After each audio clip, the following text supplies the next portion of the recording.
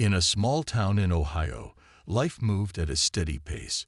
The streets were lined with cozy houses, and the air carried the scent of freshly cut grass. Families gathered for dinner, children played outside, and neighbors exchanged warm smiles. It was an ordinary evening, until it wasn't. The first sign came as a low hum in the sky, almost like the distant buzz of an insect. At first, no one paid much attention.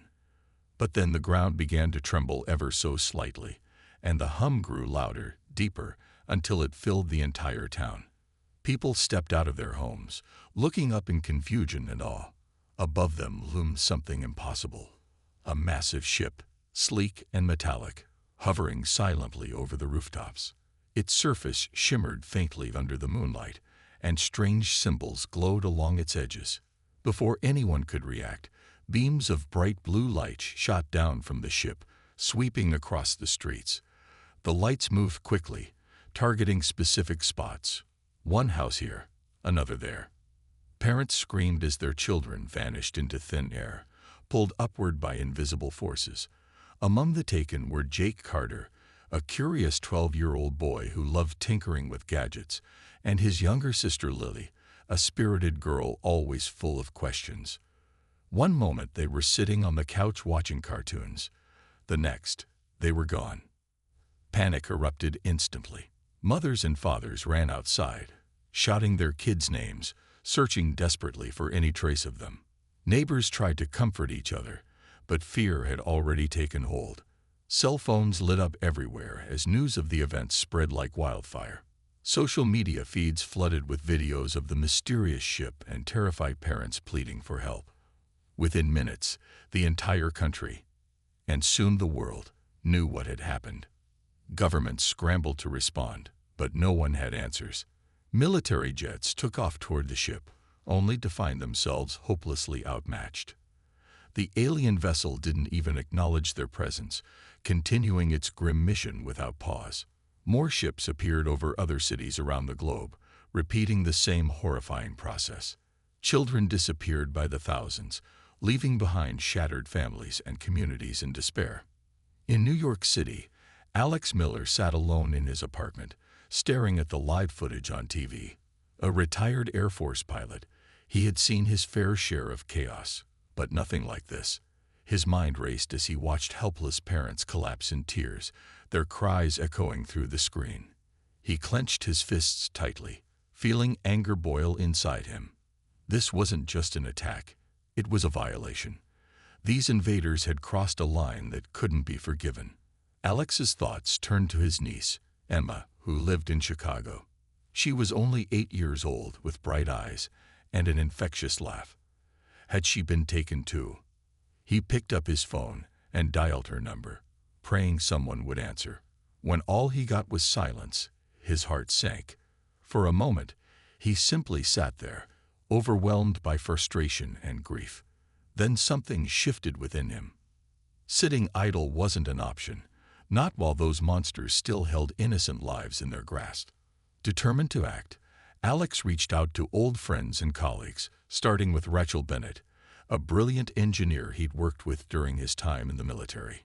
Rachel was known for her ability to turn scraps of alien tech into functional weapons, an invaluable skill now more than ever. When Alex called her, she didn't hesitate. "I'm in," she said firmly. "We can't let them get away with this." As the hours passed, Alex and Rachel began assembling a team. They contacted Marcus Lee, a former Navy SEAL with unmatched combat skills, and Claire Dawson, a hacker whose reputation for infiltrating secure systems was legendary. Each person brought something unique to the table, united by a single goal: to bring the abducted children home. Meanwhile, aboard the alien ship, Jake and Lily woke up in a cold, dimly lit room. Around them, dozens of other children huddled together, wide-eyed and trembling. Strange beings, tall, insect-like creatures with glowing eyes, patrolled the area, their movements precise and mechanical. Though terrified, Jake refused to break down. Instead, he wrapped an arm around Lily, whispering words of reassurance. "We'll get out of this," he promised. "Somehow." Lily nodded, though tears streamed down her face. Deep down, she believed him. If anyone could figure a way out of this nightmare, it was her big brother. But as the reality of their situation set in, both siblings knew one thing for certain. Earth wouldn't stay quiet for long. And when it fought back, the invaders would learn just how fierce humanity could be. The abduction of children sent shockwaves across the globe. Streets that were once filled with laughter and playful shouts now lay eerily silent. Parks stood empty, swings swaying gently in the breeze, as if waiting for kids who would never return. Parents wandered aimlessly, clutching photographs of their missing sons and daughters, hoping against hope that they might somehow find them. Governments held emergency meetings, but no one had a solution. The invaders, known only as the Vorin, had shown humanity just how powerless it truly was. In New York City, Alex Miller and his growing team worked tirelessly to change that. They set up a makeshift headquarters in an abandoned warehouse on the outskirts of town. The space was cluttered with tools, wires, and pieces of alien technology salvaged from previous encounters. Rachel Bennett sat at a workbench, her hands moving quickly as she disassembled a strange device. Her brow furrowed in concentration. She explained her progress to Alex. "This energy core could power our fighters," she said, holding up a glowing shard. "If I can replicate it, we'll have a chance." Alex nodded, pacing back and forth as he thought through their next steps. He glanced at Marcus Lee, who was assembling weapons nearby. A man of few words, Marcus focused intently on his task, ensuring every piece was perfect. Across the room, Claire Dawson tapped furiously on her laptop, searching for vulnerabilities in the Vorin systems. She occasionally muttered under her breath, frustrated by the complexity of their encryption but unwilling to give up. Outside, protests erupted in cities worldwide. Crowds gathered in squares, holding signs that read "Bring our kids back" and "Earth will fight." Voices rose in unison, demanding action from leaders who seemed paralyzed by fear. In Washington, D.C., politicians debated whether retaliation was wise or reckless. Some argued that attacking the Vorin would only provoke further violence, while others insisted that doing nothing was not an option. Amid the chaos, Alex's name began circulating among influential figures. Word of his efforts reached high-ranking officials, and soon representatives arrived at the warehouse. At first, Alex was skeptical. He didn't trust politicians or bureaucrats, especially when lives were at stake. But when they offered resources, funding, manpower, and access to classified intel, he realized this was an opportunity too good to pass up. Reluctantly, he agreed to lead a coalition tasked with fighting back against the Vorin. It wasn't just about revenge, it was about survival. If humanity didn't stand together now, it risked losing everything. As preparations continued, news outlets broadcast updates day and night. Footage of empty classrooms and tearful families dominated the airwaves. Reporters interviewed experts, trying to make sense of the invasion. One scientist suggested the Vorin might view humans as inferior, taking children to exploit their potential labor. Another theorized it was part of a larger plan to weaken Earth's population. Regardless of the reason, one thing was clear. The aliens saw humanity as expendable. Back aboard the Vorin ship, Jake and Lily struggled to adapt to their new reality. The cold, sterile environment felt suffocating, and the constant presence of the insect-like guards kept everyone on edge. Meals consisted of strange gelatinous blobs handed out twice a day, leaving many children weak and malnourished. Despite the grim conditions, Jake refused to lose hope. He spent hours observing the guards' routines, memorizing every detail. When the other kids noticed his determination, they began looking to him for guidance. Lily, though younger, proved invaluable in her own way. Her sharp eyes caught things others missed. A loose panel here, a flickering light there. Together, the siblings started piecing together clues about their captors. They discovered that the Vorin communicated telepathically, sending thoughts directly into their minds. At first, it was overwhelming, but over time, Jake learned to filter out the noise. Through trial and error, he even managed to send simple messages back, testing the limits of their connection. One night, as the other children slept, Jake whispered to Lily, "We need to find allies." She nodded, understanding what he meant. Not all Vorins seemed cruel. Some appeared indifferent, almost bored. Perhaps there were cracks in their unity, weaknesses they could exploit. With careful planning, the siblings began reaching out, searching for anyone sympathetic to their plight. Their resolve grew stronger with each passing day. No matter how daunting the odds, Jake and Lily knew one thing for certain: Earth wouldn't stay quiet forever. And when it fought back, the Vorin would regret ever setting foot on their planet. Jake and Lily's days aboard the Vorin ship were a blur of fear, exhaustion, and quiet determination.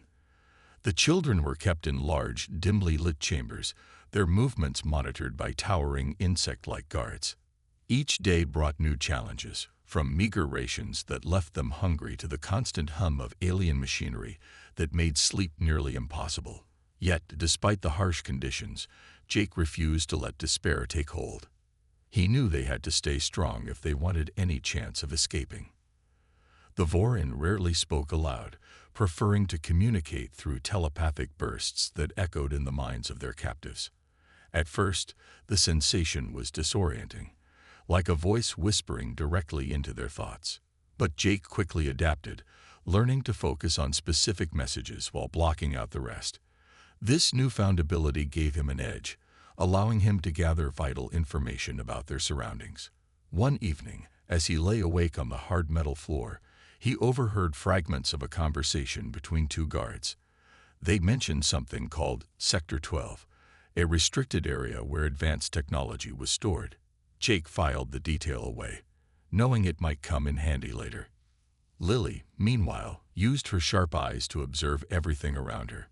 She noticed patterns in the guards' movements, subtle shifts in their behavior when certain tasks went unfinished. One day, she spotted a small maintenance hatch near the corner of the chamber.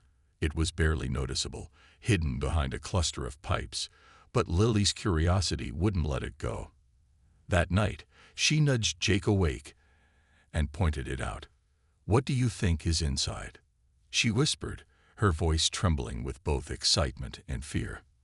"I don't know," Jake replied softly, his mind racing. "But we're going to find out." The next day, the siblings put their plan into motion. While most of the children rested or stared blankly at the walls, Jake and Lily pretended to play a game, rolling a crumpled piece of foil back and forth. Their laughter drew the attention of nearby guards, who dismissed it as harmless entertainment. Slowly, inch by inch, they edged closer to the hatch. When they finally reached it, Lily knelt down and examined the edges. To her relief, it wasn't locked, just sealed tightly. With Jake keeping watch, she pried it open just enough to peek inside. Beyond the hatch lay a narrow corridor, dimly lit and eerily silent. Jake and Lily exchanged a glance, their hearts pounding. They couldn't risk exploring it right then, not with so many guards nearby, but the discovery gave them hope. For the first time since their abduction, they felt like they had some control over their situation. As days turned into weeks, Jake began organizing the other children. He encouraged them to stay alert, to look for opportunities to cause minor disruptions without drawing too much attention. Some kids hesitated, afraid of punishment, but others joined in eagerly. Together, they started sabotaging small tasks, dropping tools, spilling food trays, creating distractions that forced the guards to waste time cleaning up.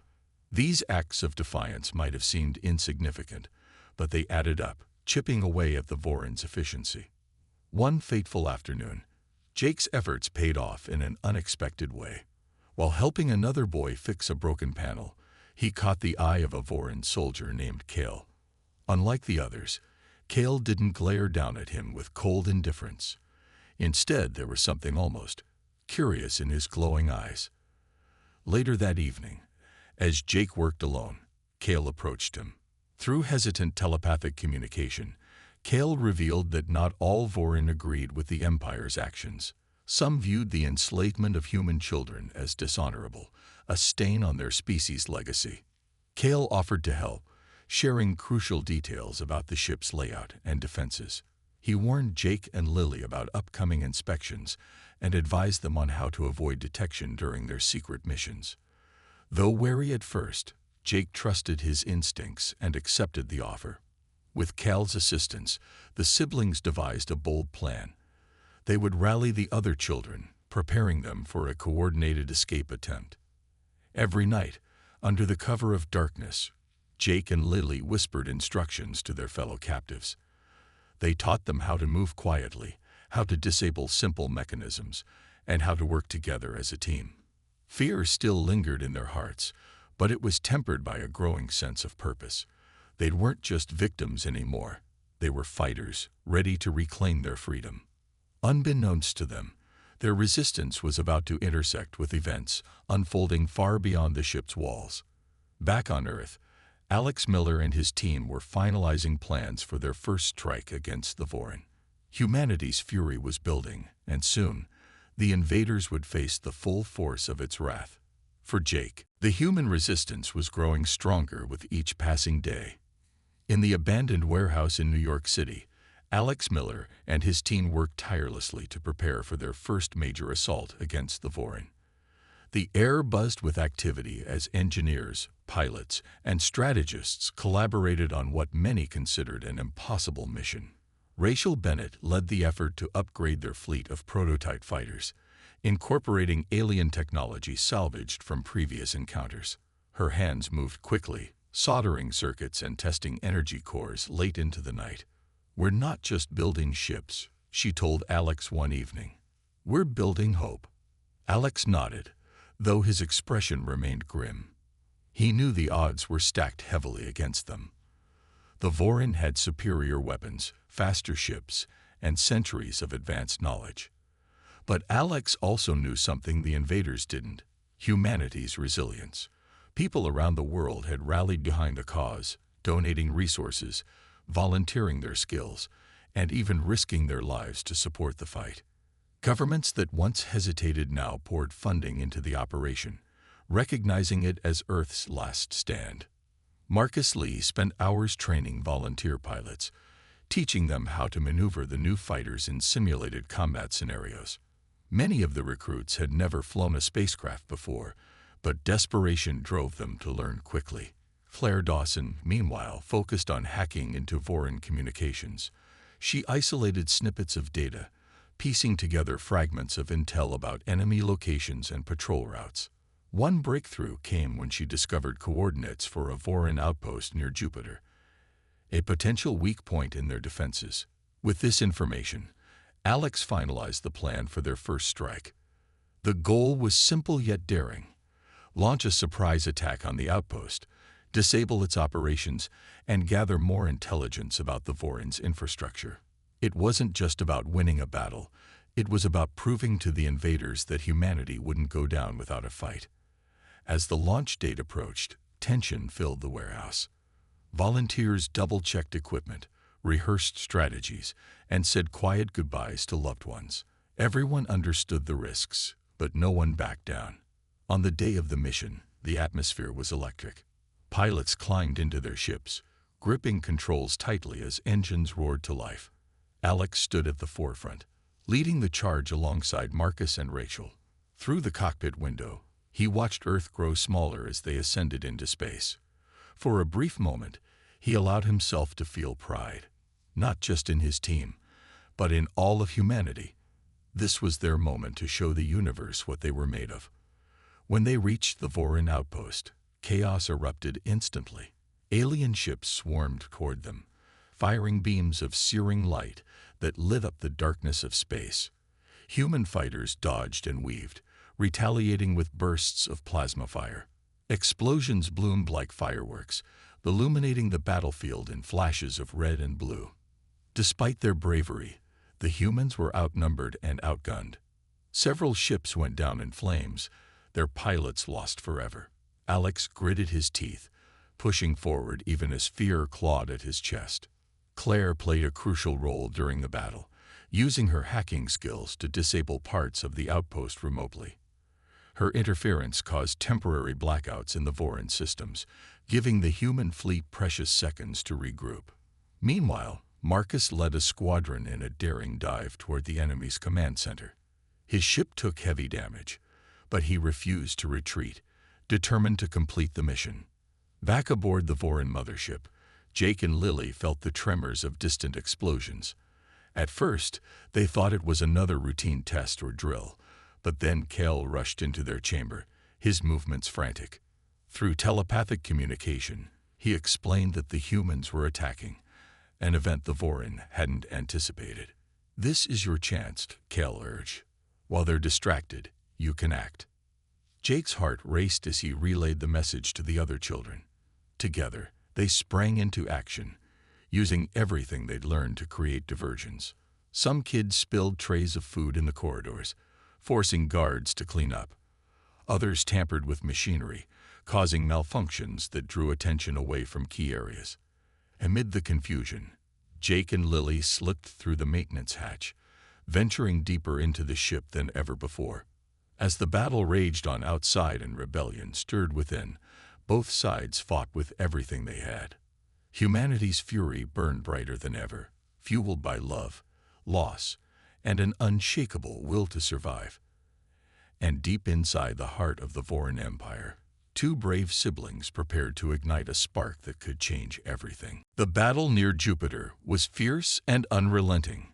Human fighters darted through the void of space, their ships glowing faintly against the backdrop of stars. The Vorin responded with overwhelming force, their sleek vessels moving with precision and speed. Explosions lit up the darkness as beams of energy crisscrossed the battlefield, leaving trails of debris in their wake.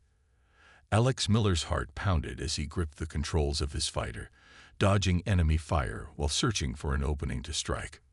Marcus Lee led a squadron toward the outpost's central hub, weaving through a storm of plasma blasts.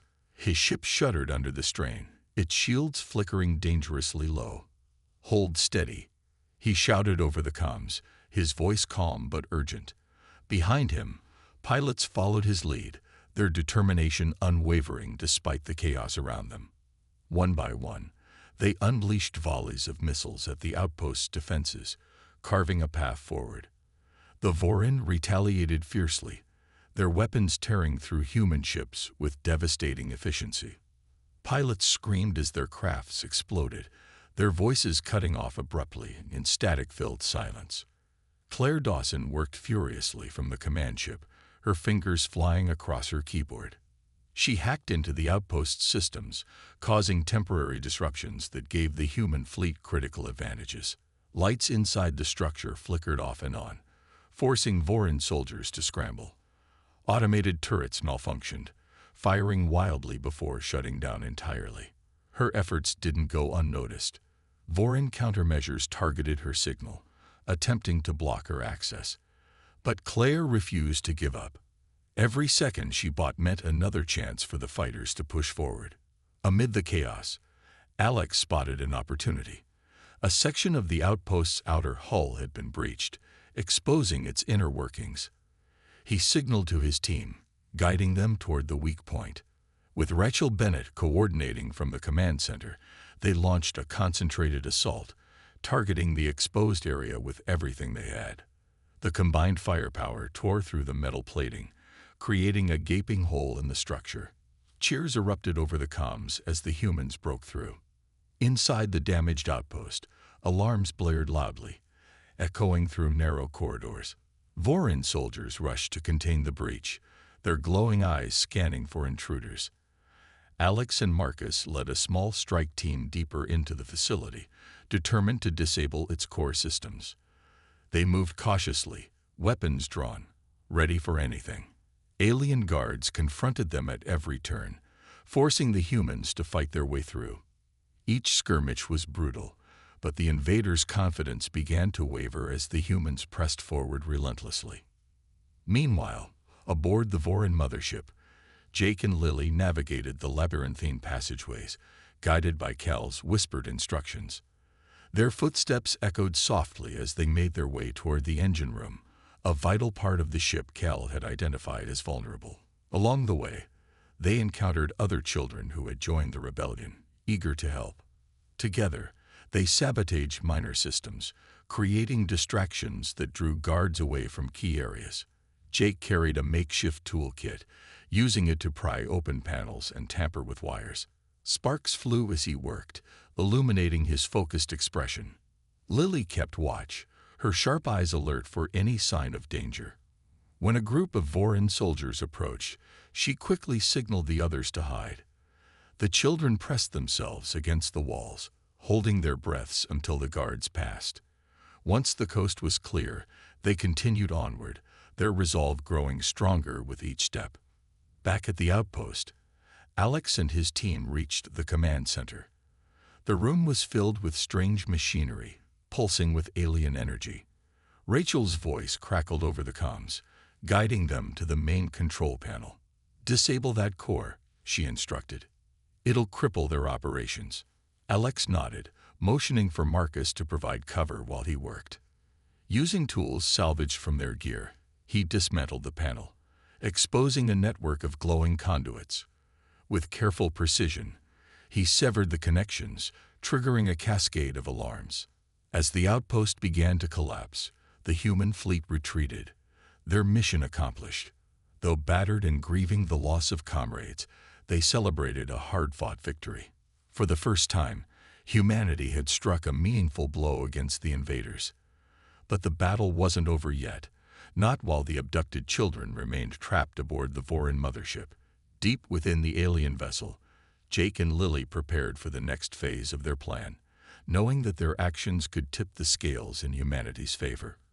Earth's fury burned brighter than ever, fueled by courage, sacrifice, and an unbreakable spirit. Inside the Vorin mothership, Jake and Lily worked tirelessly to turn the tide in their favor. With Cal's help, they had mapped out key areas of the ship, identifying weak points that could be exploited. The engine room was their primary target, a massive chamber filled with glowing conduits and humming machinery. If they could sabotage it, they might cripple the ship's ability to function. But getting there would be dangerous. Guards patrolled every corridor, and the children knew they couldn't afford any mistakes. Jake led a small group of kids, each assigned a specific task. Some were responsible for creating distractions, knocking over crates, triggering false alarms, or spilling food in high-traffic areas.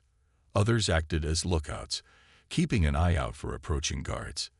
Lily stayed close to Jake, her quick thinking proving invaluable as they navigated the maze-like corridors. Together, they moved silently, their footsteps muffled by the hum of alien technology. Cale accompanied them, his presence both comforting and nerve-wracking. Though he supported their cause, his loyalty to the rebellion remained a secret. If other Vorin discovered his betrayal, he would face severe punishment, or worse. Still, he guided them carefully, pointing out hidden passages and warning them of potential threats. "The engine room is heavily guarded," he whispered as they approached their destination. "You'll need to act fast." When they reached the entrance, Jake and Lily peered inside cautiously. The room was enormous, filled with towering machines and pulsating energy cores. A handful of Vorin soldiers stood watch, their insect-like forms casting long shadows under the dim lights. Jake turned to the group, whispering instructions. "We'll split up. Some of you stay here and keep watch. The rest will follow me inside." Lily hesitated, gripping her brother's arm. "Be careful," she said softly, her voice trembling. Jake nodded, offering her a reassuring smile before slipping into the chamber. He moved quickly, using the cover of machinery to stay hidden. One by one, the children followed, their hearts racing as they worked together to disable parts of the system. Jake used a piece of salvaged metal to pry open panels, exposing delicate wires beneath. With steady hands, he began cutting and rewiring, disrupting the flow of power. Outside, the distraction team sprang into action. They knocked over tools, shouted loudly, and even set off small fires in safe areas, drawing guards away from the engine room. Their efforts paid off. Several Vorin left their posts to investigate the commotion, leaving fewer obstacles for Jake and the others to deal with. Inside the chamber, sparks flew as Jake worked, illuminating his determined face. Sweat dripped down his forehead, but he didn't stop until the final connection was severed. Suddenly, the lights flickered, and the hum of machinery grew louder, then quieter. Alarms blared throughout the ship, signaling a critical failure. The children froze, waiting for the inevitable response. Within moments, Vorin soldiers flooded back into the engine room, their glowing eyes scanning for intruders. Jake and his team scrambled to hide, pressing themselves against the cold metal walls. For a tense few minutes, it seemed like they might be caught. But then Kale stepped forward, speaking telepathically to the guards. He claimed responsibility for the malfunction, blaming faulty equipment rather than sabotage. His explanation seemed to satisfy them. For now, back on Earth, Alex Miller and his team analyzed data recovered from the outpost near Jupiter. Claire Dawson sifted through files, uncovering vital information about the location of the Vorin homeworld. It was a breakthrough that reignited hope among the resistance. "This changes everything," Alex said, studying the coordinates displayed on a screen. "If we can hit their home base, we can end this war once and for all." Rachel Bennett worked alongside him, refining their fleet's weapons and shields. She knew the upcoming battle would be their toughest yet, but she refused to let fear slow her down. "We've come too far to give up now," she said firmly, tightening a bolt on one of the prototype fighters. Marcus Lee drilled pilots relentlessly, preparing them for the challenges ahead. Every member of the team understood what was at stake, not just victory, but the lives of countless children still trapped aboard the invaders' ships. As humanity prepared for its final assault, Jake and Lily braced themselves for what came next. Their sabotage had weakened the Vorin, but they knew the aliens wouldn't surrender easily. Deep within the mothership, the siblings clung to hope, believing that Earth's fury would soon reach them. And when it did, freedom would be within their grasp. The plan to strike the Vorin homeworld was coming together, but time was running out. Alex Miller stood in the command center, staring at a holographic map of the alien empire's territory. The coordinates Claire had uncovered pointed to a heavily fortified planet surrounded by countless ships and defense systems. It was a death trap, and everyone knew it. Yet no one hesitated. The abducted children were still out there, and failure wasn't an option. Rachel Bennett worked tirelessly to upgrade their fleet, adding new layers of shielding and refining the weapon systems. Her hands moved quickly as she installed salvaged Vorin tech into the fighters, her mind racing with possibilities. "These enhancements won't make us invincible," she admitted to Alex, "but they'll give us a fighting chance." He nodded, his jaw tight with determination. They couldn't afford mistakes, not when so much was on the line. Marcus Lee drilled the pilots relentlessly, pushing them to their limits. Many of them had never faced combat before, but desperation sharpened their skills. In the simulator room, explosions lit up screens as recruits practiced evasive maneuvers and coordinated attacks. Marcus walked among them, offering guidance and encouragement. "Stay sharp," he reminded them. "If we break formation, we're dead." Claire focused on gathering more intelligence, hacking into Vorin communications to learn about their defenses. She discovered that the homeworld was protected by a massive energy shield designed to repel invaders. Breaking through it would require precision timing and teamwork. "We'll need to hit specific points simultaneously," she explained during a briefing. "If even one team fails, the whole mission collapses."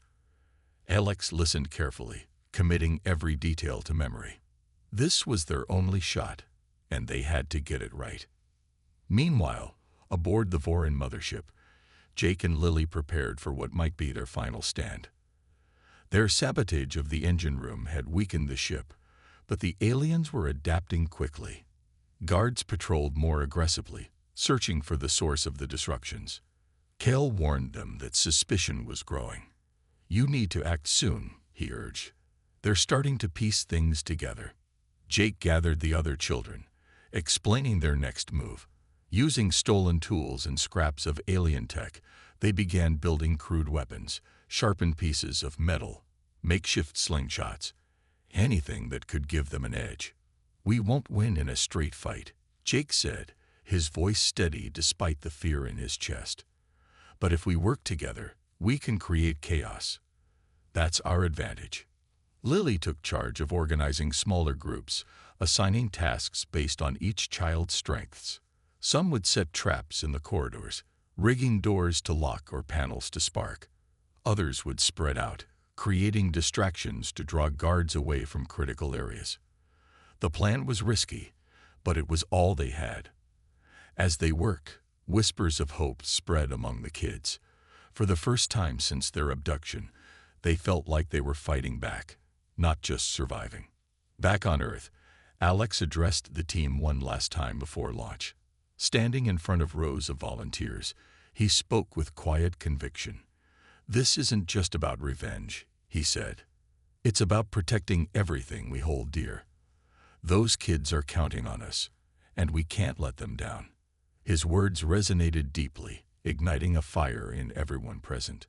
Pilots climbed into their ships, gripping controls tightly as engines roared to life. Engineers gave final checks, ensuring every bolt was secure.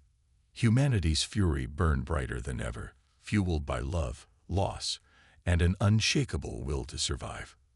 As the fleet ascended into space, Alex glanced at Earth through the cockpit window.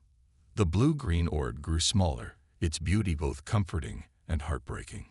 He thought of Emma, his niece, and all the other children who deserved a future free from fear. Turning his focus forward, he led the armada toward the Vorin homeworld, knowing the battle ahead would test every ounce of their courage. Inside the mothership, Jake and Lily waited anxiously, listening to distant rumbles that signaled humanity's approach. The siblings exchanged a glance, their resolve unwavering. They didn't know how the war would end, but they were ready to fight, to give their rescuers the opening they needed. Earth's fury was closing in, and the Vorin were about to learn just how far humanity would go to protect its own. The human fleet approached the Vorin homeworld with a mix of determination and dread. The planet loomed ahead, its surface covered in sprawling cities of shimmering metal and towering spires that glowed faintly under an alien sun. Surrounding it was a vast armada of Vorin ships, their sleek designs cutting through space like predators ready to strike. Beyond them lay the massive energy shield, pulsating with a blinding blue light, designed to keep invaders at bay. Alex Miller clenched his jaw as he stared at the daunting sight through his cockpit window. This was it, the moment they had been preparing for. Claire's voice crackled over the comms, calm but urgent.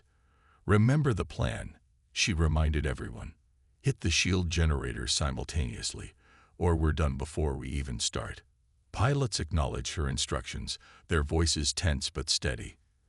Alex led the charge, guiding his squadron toward one of the shield's weak points.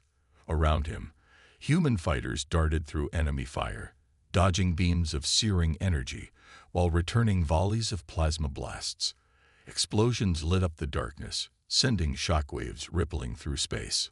Marcus Lee spearheaded another team, targeting a second generator on the opposite side of the shield.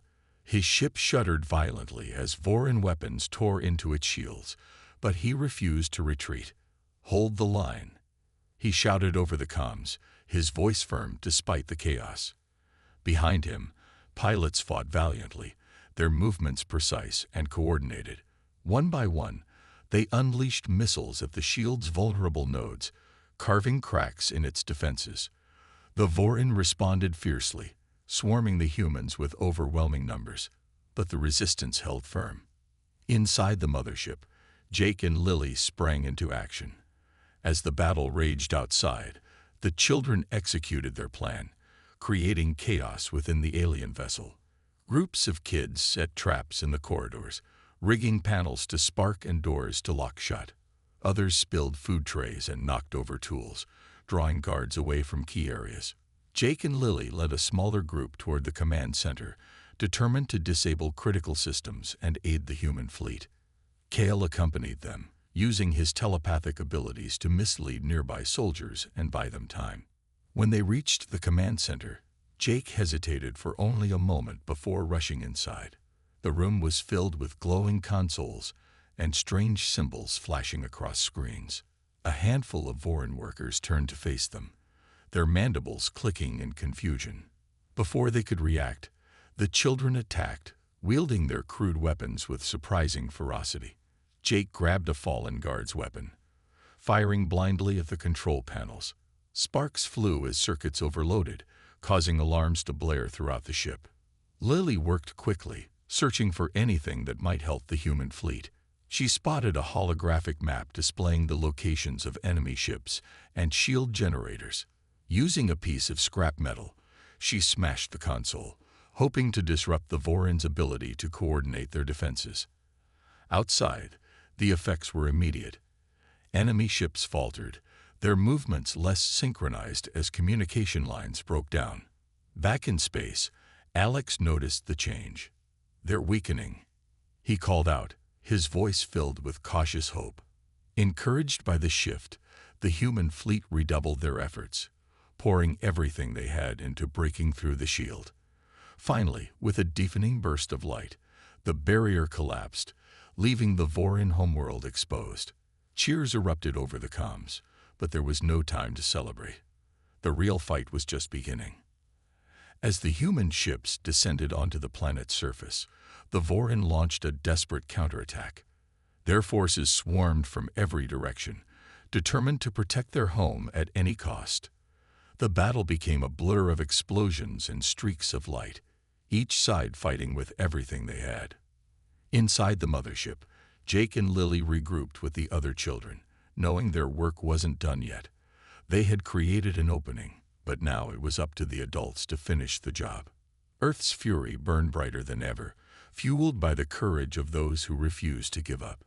Humanity had struck a devastating blow, but the war wasn't over, not until every child was safely home.